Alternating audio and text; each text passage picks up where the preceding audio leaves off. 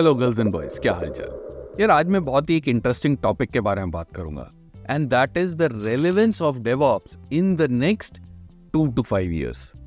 ये इंपॉर्टेंट क्यों है? क्योंकि आजकल एआई का जमाना है और हर जगह आप एक ही वर्ड सुन रहे हो, एआई एआई एआई। तो ये सब में क्या डेवऑप्स रियली इंपॉर्टेंट है? वो कैसे चेंज होगा? क्या ये एरिया में आपको इन्वेस्ट करना चाहिए? All of that is what we'll talk about.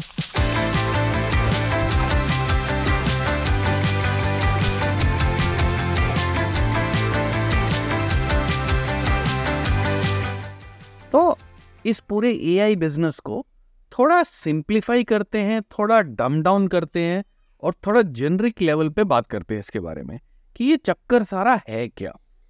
अब very simplistically putting, what is AI at the core? अगर आप चैट जीपीटी का एक एग्जांपल लो तो what is chat GPT? It is a chat interface sitting on top of an LLM. Okay, LLM क्या है? It's called a large language model. बहुत ही सिंपलिस्टिक टर्म में think of it as a super large database. Database बहुत सारी चीजों का, but कोई ऐसी जगह, कोई ऐसा डेटाबेस जिससे आप कुछ क्वेरी करो और वो कुछ बिल्ड करके आपको रिस्पॉन्स कर पाए। लेकिन अनलाइक अ डेटाबेस, की वैल्यू पेयर नहीं है, एक क्वेश्चन का एक आंसर नहीं है। जब आप क्वेश्चन पूछते हो तो एलएलएम लार्ज लैंग्वेज मॉडल क्या करता है? आपके आंसर को कंस्ट्रक्ट करता है, कुछ यहां से उठा के, कुछ यहां से उठा के, और पूरा आंसर जोड़ जाड़ के आपको देता है। इसीलिए अगर आप एक एलएलएम को सेम क्वेश्चन 2-3 बार पूछोगे, हो सकता है उसका रिस्पॉन्स डिफरेंट हो, because the context is different and there is no single route. Construction हमेशा अलग होती है। Think of it like English language. English, Hindi में अगर आपको कुछ बोलना है, आपके पास वर्ड्स हैं सबके पास, लेकिन उस कौन से वर्ड को जोड़ के वो सेंटेंस बनाना है वो हर बार चेंज हो जाता है। हालांकि आपको आंसर सेम ही देना हो तब भी हम अपने माइंड को भी एक एलएलएम की तरह ही यूज करते हैं, और रादर एलएलएम हमारे माइंड की तरह ही आंसर्स को कंस्ट्रक्ट करता है, राइट? तो ये तो हो गया LLM. Now let's talk about LLM and the future. आगे जाके क्या लग रहा है एलएलएम में क्या होगा? और ये 31 मार्च 2024 में मैं वीडियो रिकॉर्ड कर रहा हूं। हो सकता है बहुत चेंज हो जाए, लेकिन बेस्ड ऑन माय एक्सपीरियंस मुझे लगता है मोटा मोटा कुछ ऐसे ही होगा। तो एलएलएम्स में आगे क्या होगा? The future of LLMs will be much smaller LLMs for an enterprise. और एंटरप्राइज क्या करेगा?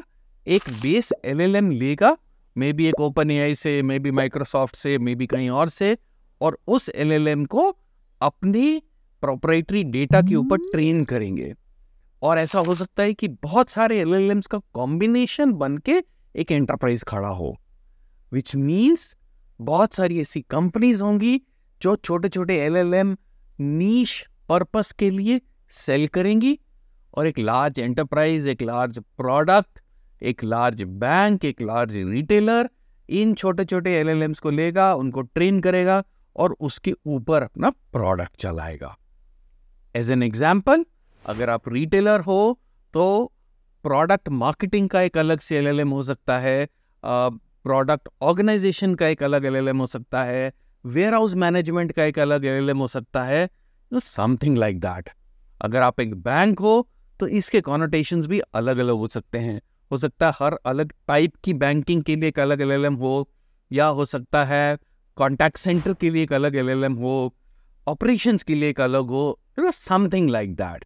But the enterprise of the future will be a mix of multiple LLMs bought or obtained from open source, trained on their proprietary data, और ऐसा कुछ future आज लग रहा है बनेगा। What does this mean for DevOps?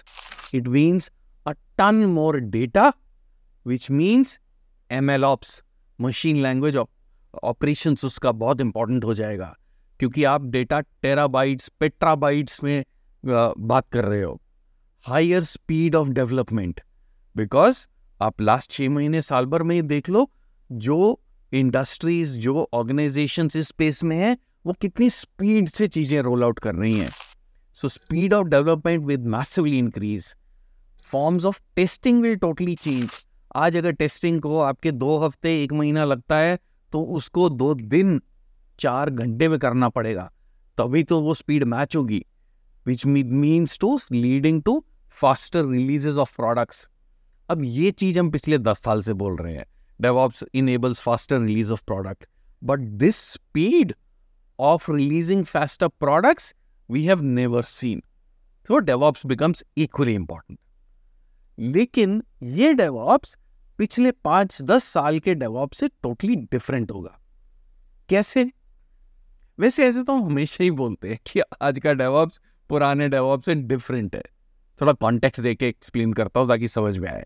आज से 20 साल पहले, मैं 23-24 ईयर्स एक्सपीरियंस है मेरा, तो आज से 20 साल पहले लेके चलता हूँ। तब क्या करते थे? तब जब मैं as a new build engineer था, I used to come work in company called Neilsoft in Pune, where we used to create products for Autodesk, mechanical के प्रोडक्ट्स में बनाता था।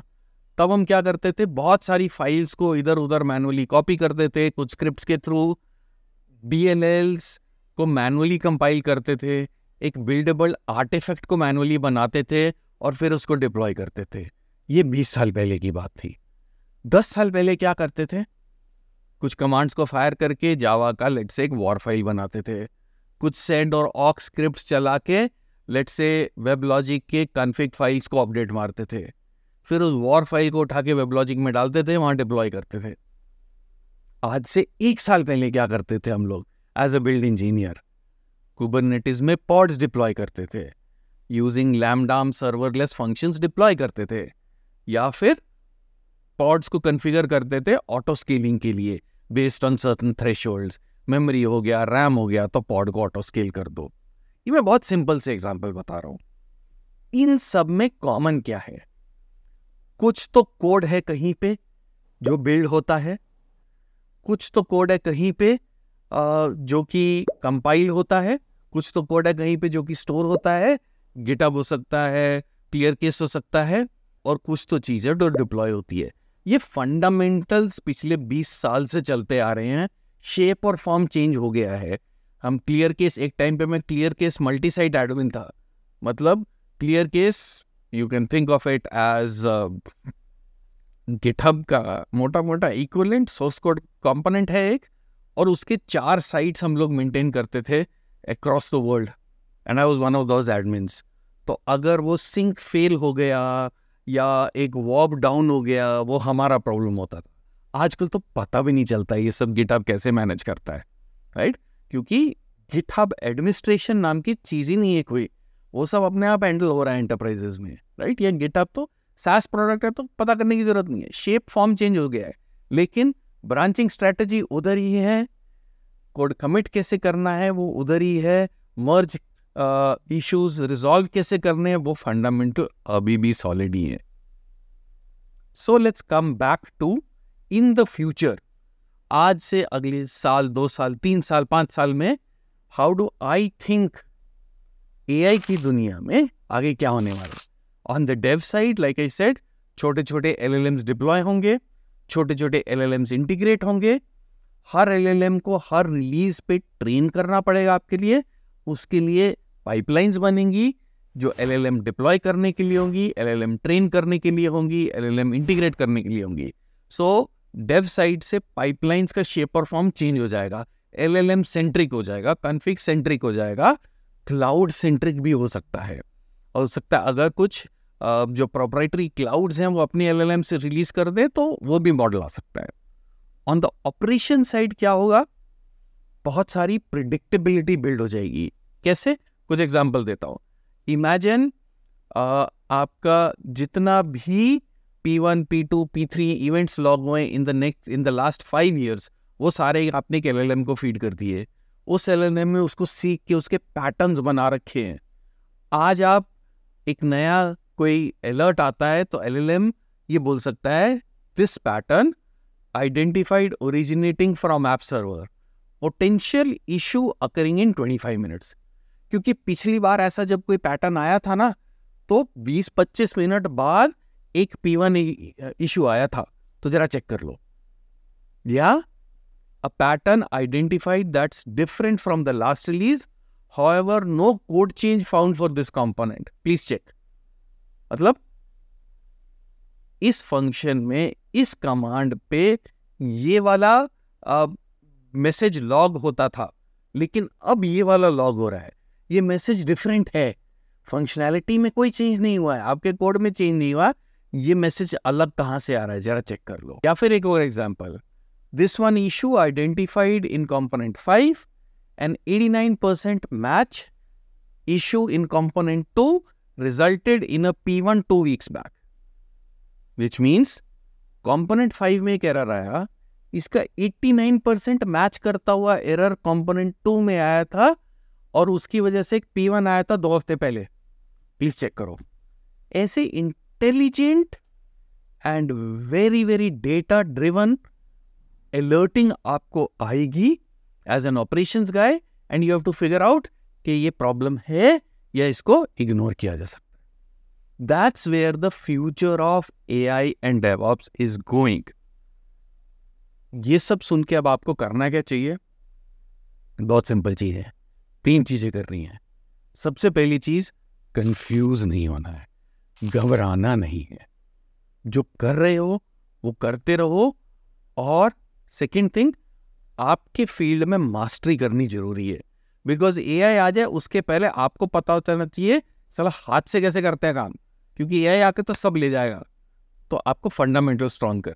सेकंड, आपके ऑर्गेनाइजेशन में जो प्रूफ ऑफ कॉन्सेप्ट हो रहे हैं एआई को लेके, उसमें इन्वॉल्व होना है। और थर्ड, आपके काम में एआई कैसे रेलेवेंट है उसके लिए आंखें कान खुले रखने हैं, दुनिया में क्या हो रहा है वो पता करना है। Hope this helps, hope this puts you at ease and gives you a perspective on how to think about. Let me know in the comments if this made sense, and if there is any particular area in which you want me to talk about, एक अलग से dedicated video उसके ऊपर भी बनाऊंगा। But hope this was useful. Cheers.